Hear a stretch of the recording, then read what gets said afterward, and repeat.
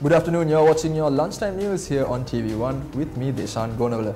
We've got the very latest from here at home and around the world, as well as the sporting world lined up for you today. But before we take a look at these stories, let's first have a look at your headlines.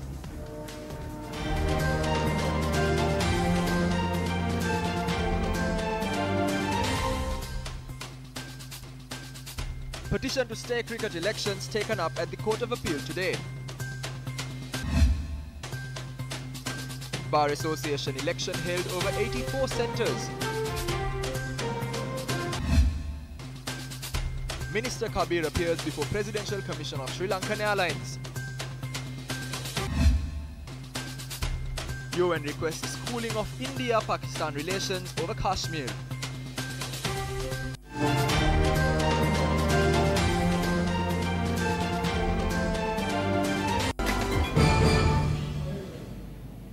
And just like that, in your lead story that was also brought to you a short time ago, it was revealed before the Court of Appeal today that the Sri Lanka cricket elections will be held tomorrow as scheduled, following an agreement reached between both concerned parties. This was when the petition filed requesting for an order to be issued on the Minister of Sports to accept the nominations filed by Mohan De Silva and Ravin Wickramaratne was taken up earlier today.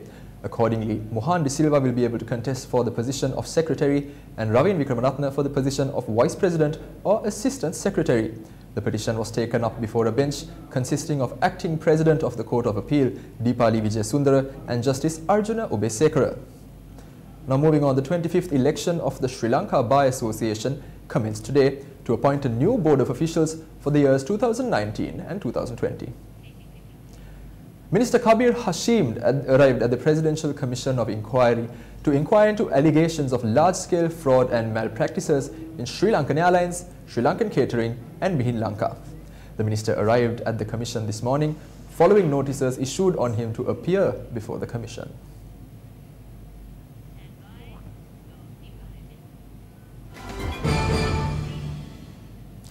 Now into your political news, the leader of the Jana Seta Peramuna, the Venerable Batramulle Sila Ratnathero, convened a party meeting in Baddegama in Gaul yesterday.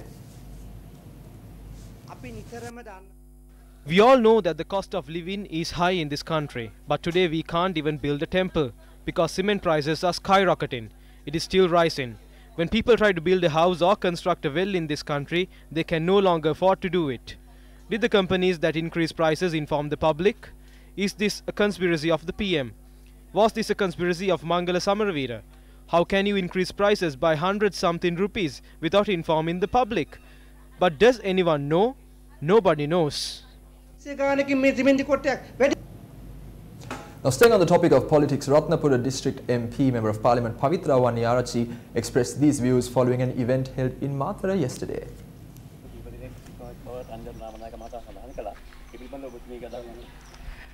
Ranjan Ramanayake මහත්තයා කියනවා නම් අද cabinet මණ්ඩලය cocaine භාවිතා කරනවායි කියලා. Cabinet මණ්ඩලයේ cocaine භාවිතා කරන ඇමතිවරු ඉන්නවායි කියලා. If Minister Ranjan is saying that the cabinet members use cocaine, he must reveal it to the public. Because we know President Maithripala Sirisena and Prime Minister Ranil Wickremesinghe, as the Minister of Law and Order, did not catch these drug dealers. The second biggest load of drugs in this country's history was only found after Minister Sagala Ratnayaka was taken off the portfolio. If a minister says this, the people must understand the state of the country today. The truth is, nobody caught these dealers in the last 3 years. Now they say they have stored enough drugs here to last 5 years. ඇත්ත තත්ත්වය නම් පහුගිය අවුරුදු 3මාරේ කුඩු ඇල්ලුවේ නැහැ, මත්ද්‍රව්‍ය ඇල්ලුවේ නැහැ. දැන් ඒ අය කියන අවුරුදු 5කට අවශ්‍ය මත්ද්‍රව්‍ය රටේ ගබඩා කරලා තියෙනවා කියලා. Now, the annual veil ceremony of the Muthu Amma Amman Kovil in Raigamwatta in Ingiriya was declared open by the Minister of National Integration, Official Languages, Social Progress and Hindu Religious Affairs, Manu Ganeshan. The event is being held for the 39th time. The minister also responded to questions raised by the media following the event. I don't know if the cocaine story is a short novel or a long one. All I can say is that it belongs to Ranjan Ramanayaka.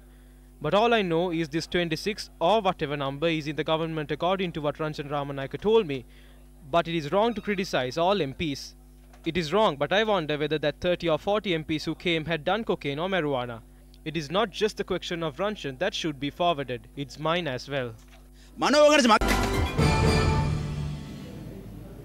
Now in some local news, and starting off on a tragic note, a youth was murdered in Manahena in Pitigala, Thalgaspe. The attack was carried out apparently with the use of a sharp weapon.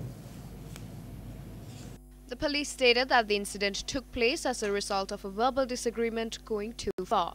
The deceased is a 23-year-old youth. There have reportedly been 2 others at the scene when the attack took place. The police stated that they were all under the influence of alcohol. Investigations are currently underway to capture the suspect that has fled. The unidentified remains of an adult male was found in Kirindigala on the Badula-Colombo main road. The body was found following information received by the police. The remains have been identified early today by the relatives of the deceased. The deceased is a 50-year-old local resident named Kirindival Mike. Now, a police officer in Periyakulam in Puttalam has been injured by the misfiring of a gun when he was carrying out a drug raid. The police stated that the accident had occurred when the officer was engaged in the raid with a group of others. The injured is the officer in charge of the crimes division of the Anamadu police. The police suspect the situation may have been set up by the suspects. The officer is currently receiving treatment at the Puttalam hospital. Now, more than half of the Solobera River in Mahiyangania has been covered by the Japan Jabra plant.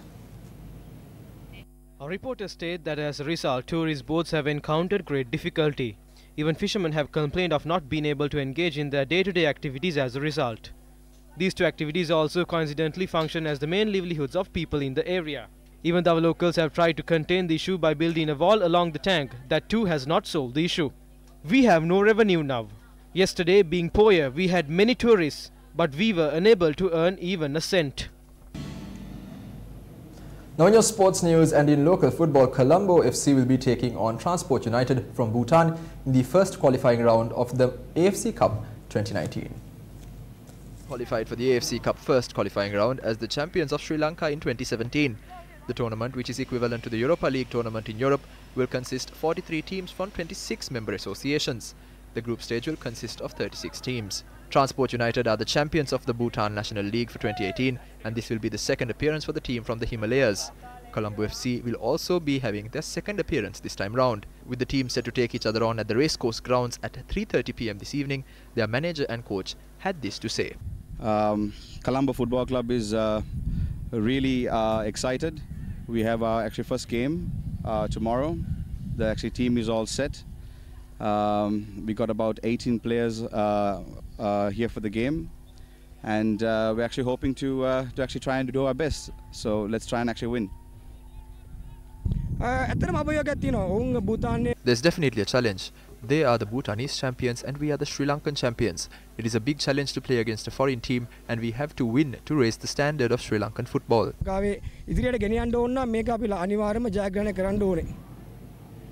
Well, that's a wrap of your lunchtime news for this afternoon. It's been a pleasure having you. In the meantime, you can stay updated on the very latest on our Live at 55 bulletins. You can also stay updated on our award-winning website, www.newsfirst.lk. For the Newsfirst team, I've been Deshan Gonawala. Good day.